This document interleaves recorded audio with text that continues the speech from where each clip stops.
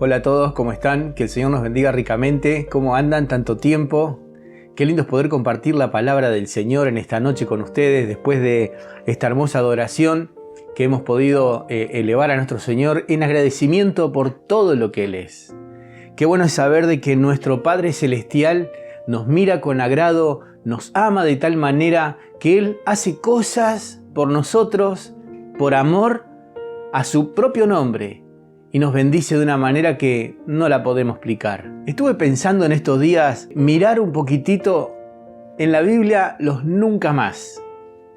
Vieron que muchas veces nunca más te voy a perdonar, nunca más voy a hacer esto, nunca más. Bueno, y en la Biblia encontré por lo menos 3 nunca más de Dios. Y esos nunca más han dejado una marca, han dejado una señal. Han dejado algo tan poderoso que hasta el día de hoy persisten. Y me voy a remontar al primer nunca más de Dios. El primer nunca más de Dios se encuentra ahí en Génesis, en los capítulos 8, cuando después de haber pasado el diluvio por la tierra, de haber destruido al ser humano, de haber destruido todas las cosas que el ser humano había degenerado a tal manera, Dios saca a Noé del arca con su familia y hace un pacto con Noé. Miren esto, Génesis capítulo 8, versículo 21 dice: cuando el Señor le llegó este olor tan agradable, después de que Noé había hecho un altar y había ofrecido sacrificios a Dios, dijo: nunca más volveré a maldecir la tierra por culpa del hombre, porque desde joven el hombre solo piensa en hacer lo malo. Tampoco volveré a destruir a todos los animales como lo hice esta vez. Dios dice esto. Yo quiero que vos mires a un Dios fiel y verdadero. Mirá lo que sucede después de esto. ¿Cuál es la señal de ese pacto? ¿Cuál es la señal? Yo creo que hay muchos chicos que no saben esto y hoy se van a encontrar con una sorpresa grande. Dice el capítulo 9, desde el versículo 11 en adelante, dice: estableceré mi pacto con vosotros y no exterminaré ya más toda carne con aguas de diluvio. Ni habrá más diluvio para destruir la tierra. Y dijo Dios: esta es la señal del pacto que yo establezco entre mí y vosotros, y todo ser viviente que está con vosotros por siglos perpetuos. Mi arco es puesto en las nubes, el cual será por señal del pacto entre mí y la tierra. Y sucederá que cuando haga venir nubes sobre la tierra, se dejará ver entonces mi arco en las nubes, y me acordaré del pacto mío que hay entre mí y vosotros y todo ser viviente de toda carne. Y no habrá más diluvio de aguas para destruir toda carne. Estará el arco en las nubes y lo veré, y me acordaré del pacto perpetuo entre Dios y todo ser viviente con toda carne que hay sobre la tierra. Dios, después del diluvio, establece un pacto con el hombre y le da una señal: el arco iris. El hermoso arco iris con sus colores. Y eso, cada vez que llueve y el sol alumbra, vemos el arco iris. ¡Qué belleza! Una vez dije: ¿cómo será la punta donde toca la tierra? Me gustaría estar en ese lugar.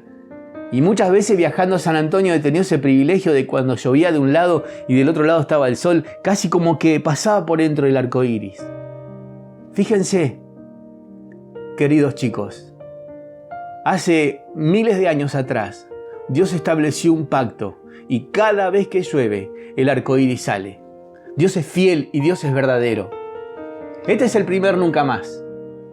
Ahora miremos el segundo nunca más. Mirá lo que dice, y esto a mí me impactó de una manera tremendamente grande. Dios dice en Isaías 43:25: yo soy el que borro tus rebeliones por amor de mí mismo, y no me acordaré de tus pecados. ¿Cuál es la señal de este pacto? Y esto me impacta. Muchas veces cuando contamos una historia, en la historia que contamos hay muchos huecos. Hay huecos en tu historia, hay huecos en mi historia, porque no los queremos contar. Porque o no son necesarios, o no me gusta contarlos, o me han dolido, o no me gustaría que se sepa esto. Hay muchos huecos en la historia del ser humano. Cuando vos contás tu historia también hay muchos huecos que dejas. Pero hay un hueco en la historia que ha marcado este pacto entre Dios y el hombre. Mirá lo que dice la Biblia en Juan capítulo 20, versículos 26 y 27. 8 días después de que Jesús fue muerto. Mirá, te quiero contar algo. La historia que tenían los religiosos de esa época, decían, ¿te acordás cuando se levantó un tal persona que se llevó a no sé cuántos seguidores? Lo matamos al tipo y se desparramaron los seguidores. Después más adelante se levantó otro tipo y también mucha gente lo siguieron porque decía que el Mesías, matamos al tipo y se acabó el problema. Vamos a hacer lo mismo con Jesús, vamos a matarlo a Jesús y se acaba todo el problema. Claro, no sabían que esa historia estaba redactada y que para ellos tenía hueco.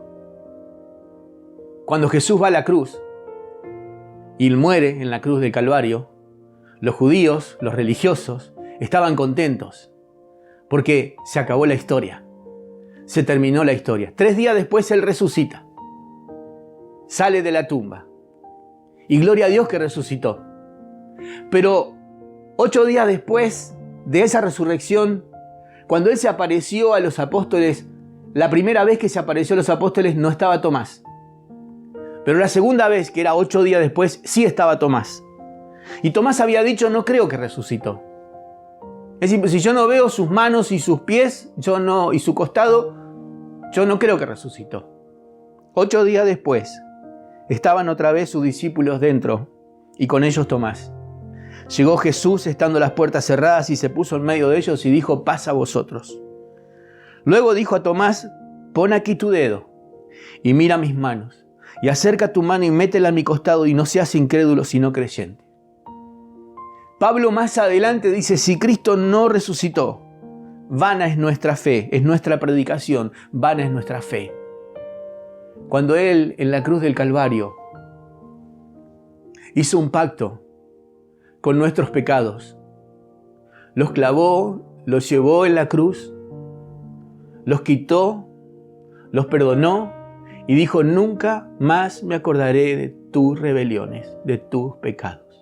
Hay un hueco en tu historia, en mi historia. Si no hubiese sido por ese hueco en las manos que se mostró, vana es nuestra fe, vana es nuestra predicación.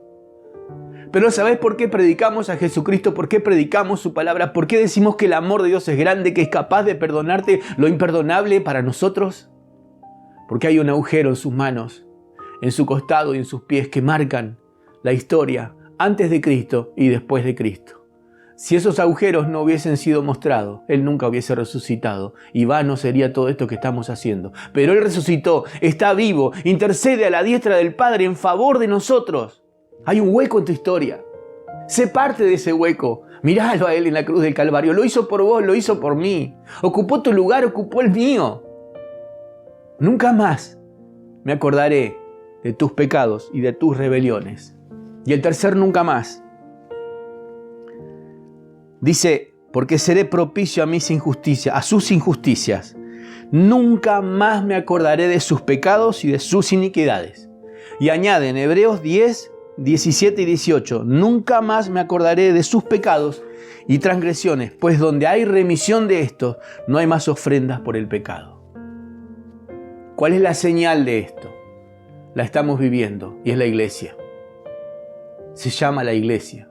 Y la iglesia no es un lugar, porque Dios no está en un lugar. Dios se fue de ese lugar hace muchos años atrás. Se fue como un río de ese lugar.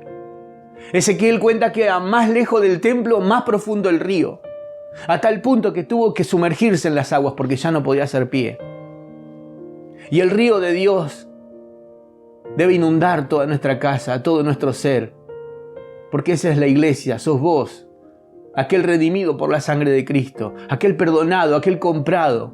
Aquel que tiene perdón de pecados, paz con Dios, vida eterna. Y sigue diciendo en Hebreos capítulo 10, del 19 al 25. Así que hermanos, teniendo libertad para entrar en el lugar santísimo por la sangre de Jesucristo, y teniendo un gran sacerdote sobre la casa de Dios,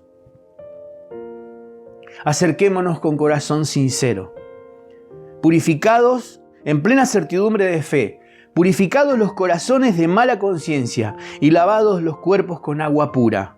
Mantengamos firme, sin fluctuar, la profesión de nuestra esperanza, porque fiel es el que prometió. Considerémonos unos a otros para estimularnos al amor y a las buenas obras. El propósito de esta palabra, de esta meditación, de este pensamiento, quiero hacerte acordar que hasta el día de hoy Dios es fiel mostrándonos el arco iris. Que la historia cambió cuando los agujeros de su mano fueron mostrados. Porque la cruz fue un paso a la gloria que venía. Y ahora Él está sentado en el trono esperándote. Dice que te acerques con un corazón sincero. Que vengas tal cual sos. No importa lo que estás sufriendo, lo que estás viviendo, vení a la cruz, vení al Señor, vení al trono de la gracia.